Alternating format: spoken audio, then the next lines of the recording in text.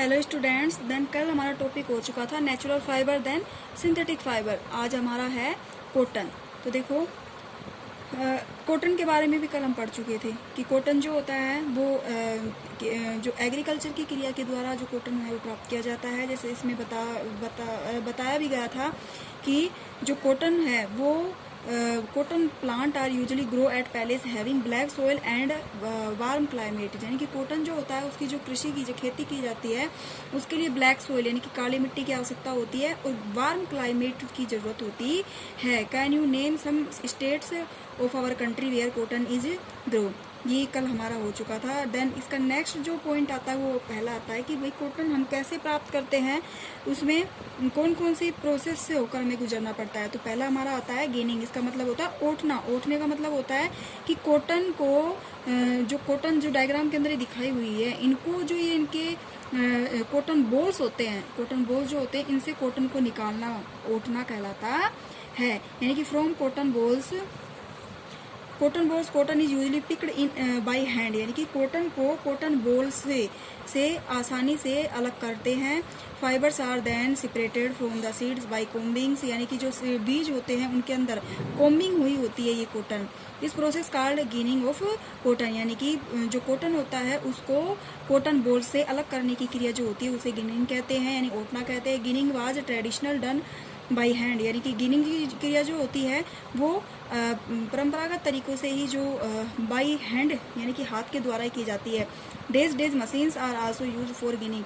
यानी कि पहले तो की जाती थी लेकिन अब लगभग क्या करते हैं, मशीन के द्वारा भी करते हैं। नेक्स्ट हमारा आता है क्या, जूट। पहले कॉटन की बात कर चुके हैं, अब है jute. Jute fibre is obtained from the stem of the jute plant. देखो, कॉटन जो होता है वो सीड से मिलता है और जूट जो है वो किससे मिलता है, स्टेम से। कि जूट का जो रेशा होता है वो जूट का जो प्लांट होता है उसके स्टेम से प्राप्त किया जाता है। It is cultivated during the rainy seasons. इसकी खेती जो होती है ना वो किस में होती है, रेनी सीजन्स के अंदर। In India jute is mainly grow in West Bengal, Bihar and Assam. यानी कि भारत में जूट की जो खेती की जाती है, जूट की जो ज़्यादातर वृद्धि होती है वो वेस्ट बंगाल में, बिहार में और आसाम में होती है। The jute plant is normally harvested when it is a flowering stage. यानी कि जूट का जो पादप होता है इसकी अधिकतर जो कटाई होती है वो फ्लावरिंग स्टेज के अंदर ही हो जाती है। यानी कि इसकी पुष्प की जो अवस्था होती है, पुष्पीय अवस्था होती है उसके अंदर ही हो जाती है। The stem of the harvested plant are immersed in water for a few days. यानी कि इसकी खेती करने से पहले क्या करते हैं कि उसके अंदर कुछ दिनों तक उसको पानी के अंदर भिगोया जाता है। The stem root and fibres are separated by hand. और इसके जो स्टेम जो होती है उसको स्टेम को जड़ से अलग करते हैं, किसके द्वारा, हाथों के द्वारा। उसके बाद आता है स्पिनिंग कॉटन यार्न। यानी कि इसकी बुनाई करना। तो स्पिनिंग करते हैं। The process making yarn for fibres is called spinning. यानी कि जो रेशा होता है उससे धागे का निर्माण करने की क्रिया जो होती है वो स्पिनिंग कहलाती है। In this process fibres from a mass of cotton wool are drawn out of twisted the brings the fibres together of a from a yarn. यानी कि जो हम कॉटन जो होता है उसको कॉटन बाल से अलग करके उसको धागे के रूप में परिवर्तित करते हैं। हमारा चरखा जो होता है ये सबसे पुरातनतम जो है विधि है चरखे के द्वारा धागे की कताई। A simple device use for spinning is a hand spindles are also called takli. यानी कि जो हाथों से जो करते हैं उसमें टेकली का यूज किया जाता है। Another hand operated device use for spinning is चरखा।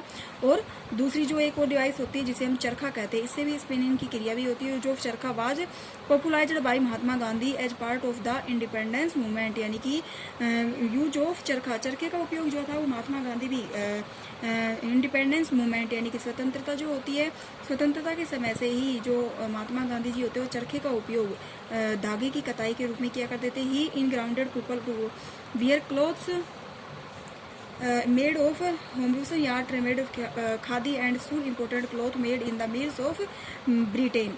यानी कि जो ब्रिटेन जो है वो इसको खादी में परिवर्तित करने का यानी कि इम्पोर्टेंट रोल निभाता है। To popularize and promoted khadi the government of India constituted by a body called khadi and village industries commission in 1956। यानी कि 1956 के अंदर जो गांधी जी के चरखे के द्वारा जो कताई होती थी उस धागे को खादी में परिवर्तित करने का जो कार्य था वो स्टार्ट हुआ। Spinning of yarn on a large scale in done with the help of spinning machine. यानी स्पेनिंग मशीन जो होती है, बुनाई की मशीन जो होती है, उस पर बड़े पैमाने पर भी धागे की कताई की जाती है।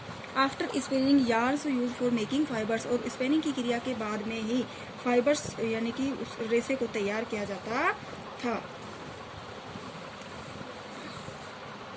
उसके बाद आती है हमारी वेविंग। वेविंग्स होती है, कताई हो गई, बुनाई, ठीक है। वेविंग्स का होता है बुनाई। अब इसकी बुनाई की जाती है, कताई हो गई, अब इसकी बुनाई करते हैं। तो there we now that the fibre is made up to sheets of yarn arranged together. The process of arrange two sheets for yarn together to make a fabric called weaving. यानी कि धागा जो होता है उसको जो लंबाई में परिवर्तित किया जाता है, यानी कताई करने के बाद में उसको बुनाई की जाती है, जो उसको धागे में परिवर्तित किया जाता है उसे हम वेविंग कहते हैं। Weaving of fabrics is done on looms. A looms machines which is the run manually is called hand looms. यानी कि looms, weaving of fabric is done looms, यानी कि जो बुनाई जो होती है वो लूम्स के द्वारा की जाती है। यह लूम्स मशीन से भी हो सकती है और हैंडलूम यानी कि हाथों से भी की जा सकती है। एक big mills looms are run by machines called power looms. यानी एक बड़ी जो मिल्स होती है उनको पावर लूम्स कहा जाता है। यानी कि बड़ी मशीनें, मशीन जहाँ पर बड़ी बड़ी मशीनें जो जिसको हम मील कहते हैं लगी हुई होती है उसे पावर लूम कहते हैं। देन नेक्स्ट हमारा आता है क्नीटिंग। इसका भी क्या होता है, बुनाई करना। तो देखो, in knitting a single yarn is used to make a piece of fabric. Knitting is done by hand and also on machine. यानी क्नीटिंग की क्रिया जो होती है उसमें सिंगल धागे से जो होता है कोई भी वस्तु बनाने के कार्य किया जाता है। यह हैंड के द्वारा भी होता है और बाय मशीन के द्वारा भी होता है। There are two methods of knitting. यानी कि क्नीटिंग के कितने मेथड्स हैं, 2। Weft knitting and warp knitting. Socks, sweaters and many other clothing items are made of knitted fibres. यानी कि जो सोक्स हो गए, स्वेटर्स हो गए और बहुत सारे जो अदर क्लोथिंग से कपड़े जो हो गए वो मेड क्नीटेड फाइबर्स एंड क्नीटेड फाइबर्स के द्वारा किए जाते हैं। देखो ये इसकी प्रक्रिया देखो कैसे क्या इतनी लंबी चलती है। कॉटन रोल से गिनिंग की क्रिया के द्वारा फाइबर प्राप्त किया जाता है। फाइबर से स्पिनिंग की क्रिया के द्वारा यार्न किया जाता है और यार्न को क्नीटिंग और वेविंग की क्रिया के द्वारा हमें फैब्रिक यानी कि जो फैब्रिक प्राप्त होता है।